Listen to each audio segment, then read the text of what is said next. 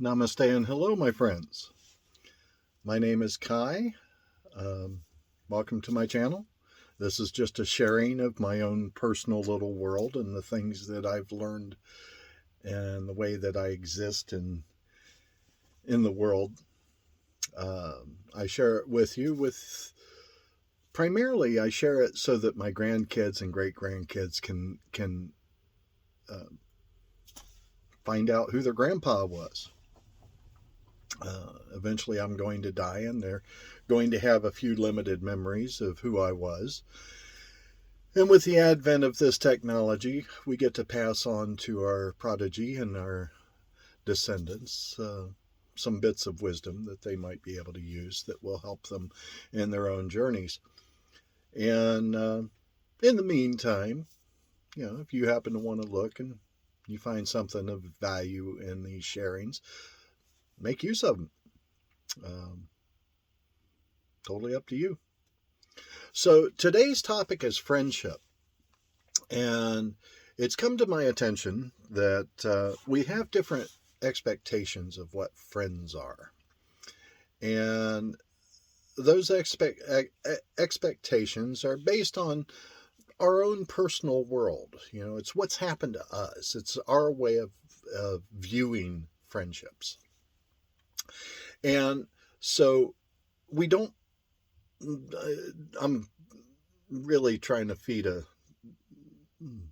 well, no, I don't like that analogy. I was going to say feed a dead horse, but no, I don't like the death part. But anyway, you get the idea. So, probably. So, for myself, the way my um, understanding of friendship is, I am I've been a nomad all my life. I travel and I've just traveled. And, I stop here and there for a couple of years, a couple of times, but most of the time I'm just kind of rolling around. And so I'm constantly drifting in and out of people's lives. If my friends are stable, which a lot of them are, they live in the same place. Some of them have lived there all their lives, but they live in the same general area that they were born and grew up or whatever. And they've lived their own lives, doing whatever it is that they do. And by the time I meet them, they're adults, 99.999% of the time. And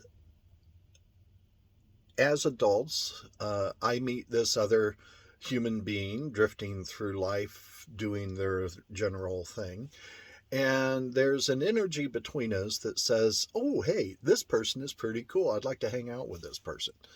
And there's this energy that just kind of, it's like a gravity, the way I experience it. And so I call them gravitational friends. I have gravitational friends here and there. And a gravitational friend is in my free wandering throughout life, however it is that I choose to do it, and following whatever um, paths I happen to choose to take. Well, there's these certain people that I just like hanging out with them. There's something about our energy. We just kind of vibe. Uh, there's some juice there. You know, and so you might think of an asteroid going around the sun or something. I just kind of I drift by, and for a short period of time, I'm there in their lives, and they're there in my lives, and we're having a great time. Generally, and sometimes it may not be so great, but we still like each other. That energy is still there, and it's like, wow, this is a fun person to hang out with. I'm finding something really interesting here that draws my attention. And so I invest minutes of my life, which are irreplaceable and thus priceless. And I say, I like you. You show up well. You're delightful. You brighten my existence. I appreciate having you around, and being around you. It's fun. We get along. Let's, if it's all right with you, I'd like to do this again sometime. Okay, so these are the gravitational friends that I have this particular interaction with. And these people can go over a period of years because hey, I like them. They show up well in my life, you know. They have this energy that says, "Yeah, hey, come back and visit." And it's like, "Cool. Well, thanks for the invite. It's yeah, I'd like to hang out with you too, you know."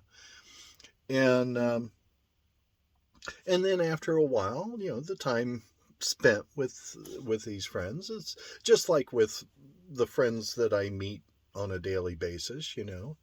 um, some hang around for a day, some hang around for a week, and every now and then I'll get one or two that hang around for a month or two. And then of course there's the the long-term gravitational friends that have decided that for whatever reason of their own that I'm worthy of their time. And thought I had Kleenexes around here. Huh, interesting. Anyway, so yeah, it's like I met a young man here at this campground that I'm at, and his name's Bill, and we've kind of been palling around a little bit, you know, and he's a cool guy. I like him. We vibe, you know, and so he comes over and he hangs out for a bit, and we have fire and chat and whatnot. And then he's going to be gone or not. Who knows? He may turn into a gravitational friend. I have no clue. And but in the meantime, I'm just having a good time hanging out with the guy. And to me, that aspect of it feels pretty much like hanging out with my gravitational friends. You know, the reason why I go there, they're destination friends. You know, like this guy's a wanderer too. He's just been wandering for a little while, but he's living my kind of life. You know, just starting on it. And so we'll probably run across each other here and there down the road somewhere. And maybe we'll stay in touch, maybe we won't. But the feeling of friendship, that close, I like this person, is here with this guy. And so I don't know how you experience friendships and whether or not you would consider me to be a good friend or not. Some people do, some people don't. You know, 8 billion people on the planet, somebody's going to like me and somebody's going to like you. And our vibes will match, you know. And when that happens, well, enjoy it. Um, I don't see my friends as somebody as people I need to grasp and hang on to.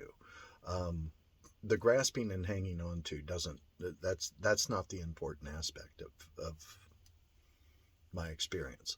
My experience is, do I like you enough to take some of my irreplaceable, priceless minutes of life and invest it in our play together, in our investigation of who we are, um, both singly and as partners, friendship partners.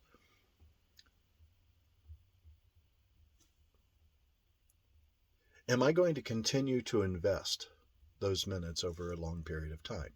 If so, then that means I find great value in you, more so than just the average person. There's something about our connection that's unique. I'm a dance teacher. One of the roles that I play, I've taught dance, couple dance for decades. And I teach about anywhere between 24 and 29 dances. I don't know for sure. I haven't really counted. I know that it's at least 24. But I pick them up and forget them from time to time. And so couple dance has been a part of my world all of my adult life. I became a couple dance instructor when I was 21. And there are certain people in the dance world who I just love to dance with. We vibe on the dance floor. We can create great art. It is a beautiful play. There's three of us out there on the floor in every partnership. There's three people. Uh, you know, the Bible says something to the effect of where two or more are gathered, there in the midst go I. Well, that's no place more evident than on a couple dance floor. Because when you're dancing, um, when both partners know their role and they accept their role in the dance, then there's a third entity called the partnership. And the partnership is just as experiential as the lead and the follow. So you have the lead, the follow, and the partnership together, right? And some people just dance so well. They match movements, they can follow, they can lead, it's like, yeah, it's a vibe, man. It's just delightful. It's exquisite. It's like eating gourmet food. And it's like, wow, amazing. And with those people, you always want to dance with them.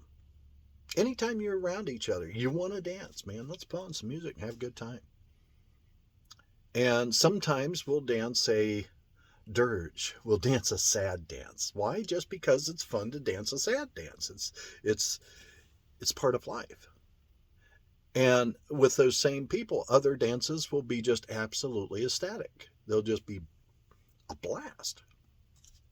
And I have a number of gravitational friends that my friend Lori and Keith and Francine and Alexa Ray and Dean and I can go on and on. And then I have people who are just entering my experience as friends, and while they are present with me, I am present with them to the same degree that I'm present with my long-term friends. I don't try to hold on to specific memories of things that I do with my friends, whether they're very close long-term friends or just a quick meet. I don't hold on to the memories because you are literally a part of my life. You are part of my story. And so I'm busy living my story as it shows up in my life right now. However life appears, that's how I'm here doing this. And if you're not present with me, well, you're busy doing that. You're out there doing your own thing. And I'm a bit I might be a memory at some point during your day, maybe. It depends on how close you are. But then again, maybe not. I only have a few friends that I keep in touch with daily or semi-daily. And yeah, maybe I'm part of your world or throughout the rest of your day or not, but that's your own choice. And the more time you spend with me when I'm not there, the less time you're actually spending engaged in your own present world, is the way I kind of look at it.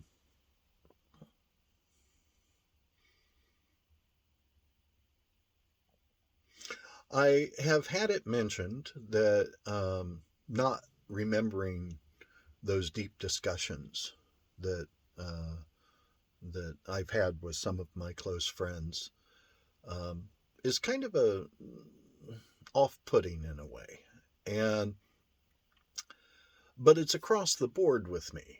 I don't remember backwards at all, unless I'm teaching or writing something. I really don't think about my memories. I don't have. I don't try and put memories into my head. What needs to be there will show up when I'm looking for it, generally.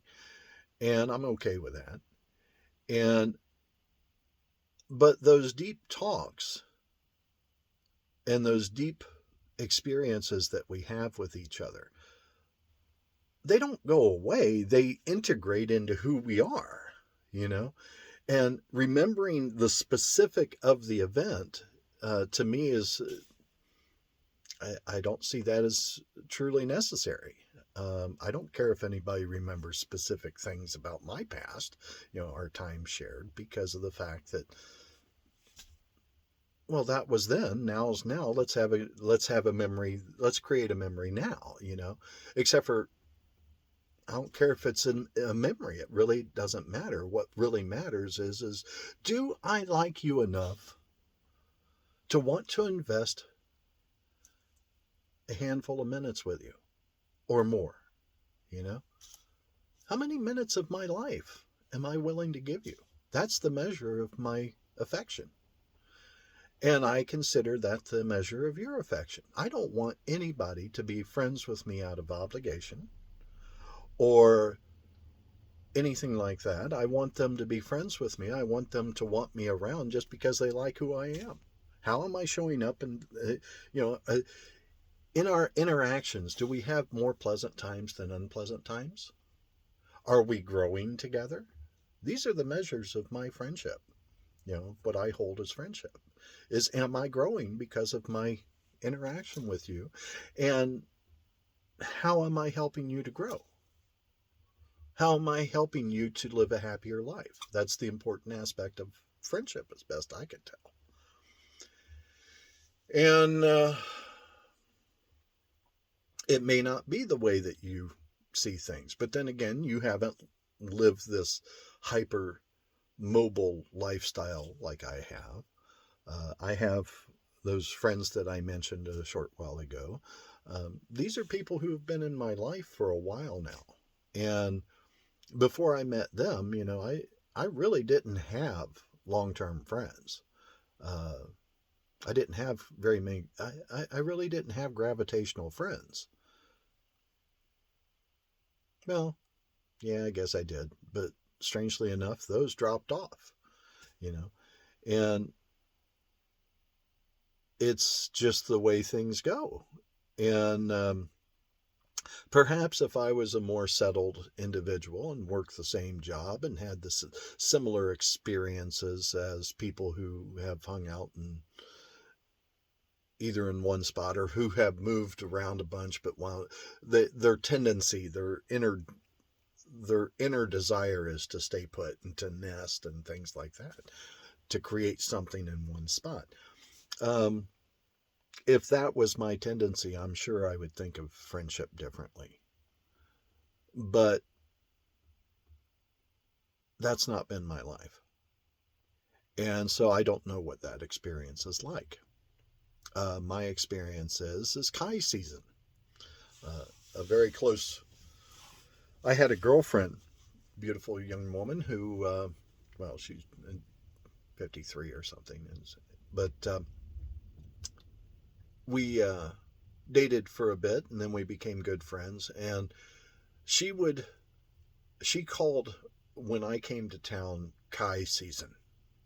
And for Kai season, she would put everything else in her life kind of on a back burner, and she would make time for me. And we would play, and we'd go mushroom picking in the woods, and go hang out on the beach looking for rocks, and just generally palling around and having a good time together, playing. And we'd have deep discussions of various sorts, and but it would last for 3 weeks or a month or a couple of months or something like that, and then I'd be gone again, and she'd resume her previous experience of life.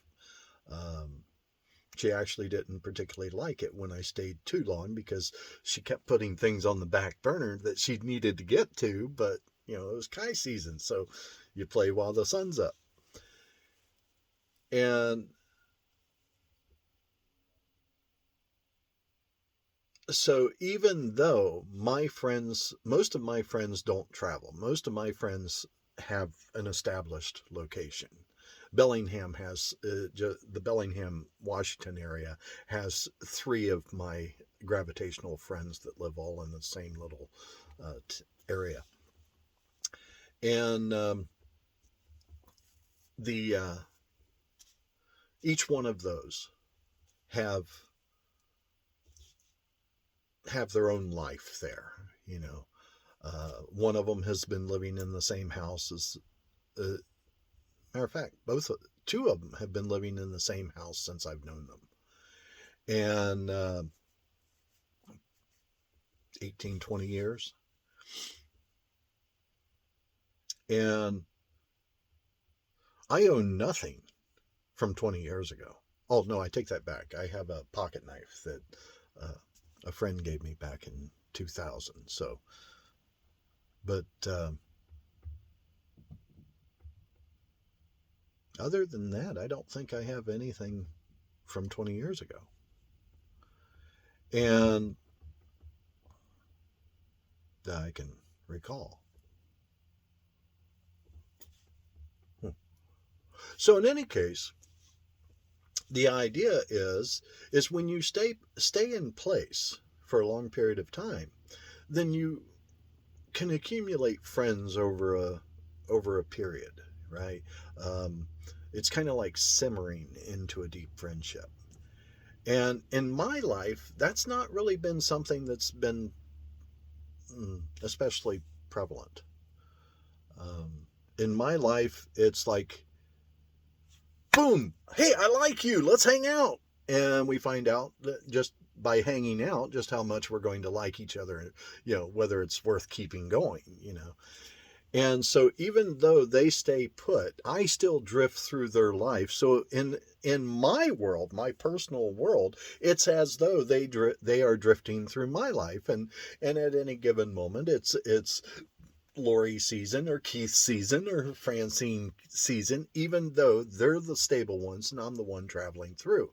In my own perspective, I'm looking out of my eyes, and these are the people who show up in my life for some period of time, and then they're not there anymore. Yeah, I traveled on through, but the this felt sense experience of these individuals is that these are wonderful people, incredibly amazing people who I happen to like, and they happen to like me for some strange reason. And we kind of vibe and we have a good dance together, and we enjoy visiting. And to me, that's the greatest form of respect I can give.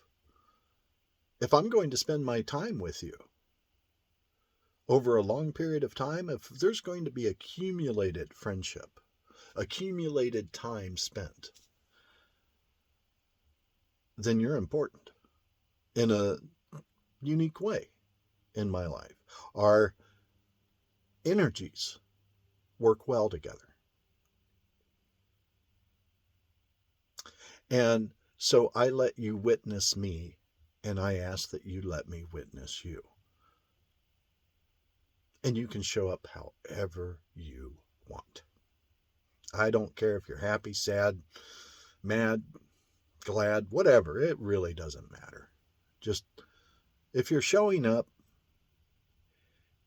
and if I'm showing up, then we like each other, and you're family. And so I'm here for you. If you happen to be there for me when I need you, well, that's good too. But that's not for me personally, that's not the part that really matters that much. What matters is, hey, I like you. You like me. We like hanging out together. Let's do. I hope that gives some clarity. I know that I think differently than others. If I lived your life the way you have lived your life, and that was all the information I had to uh, figure out what life is all about, I would think exactly like you. And I think the reverse is also true. So, in any case, I hope that clarifies a few things and maybe gives you an idea for your own life. I know that, I can't speak for other people's way of being friends, but it works really well for me. You know, I get to allow people to show up in my life however they want without having to worry about who they were last year. It doesn't matter to me who you were last year. Who are you now? Come show me you now. What do you feel like you are now? That's the thing. That's the important aspect. It's not who you were then. That's just a memory, and I've learned that my memories are false. I have a very distinct memory of going to England when I was young, and I have never been to England. I know that for a fact. But yet there's this memory in there that says, plain as day, just like all the other memories I got stuffed up there, that I've been to England.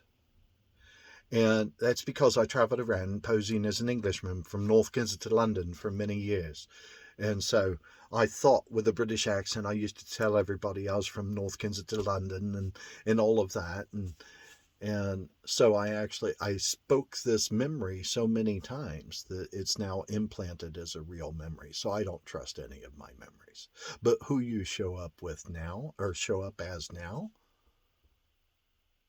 well, that person's just absolutely fascinating. And I'm going to be right here with you when I'm near you because I want to see who you are or who you think you are. How are you showing up today? I bet you're fascinating, whoever you are.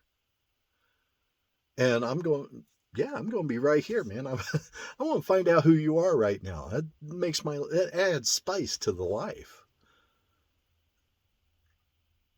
Grow all you want to. I'm going to enjoy all the different twists and turns you pull out. It'll be interesting.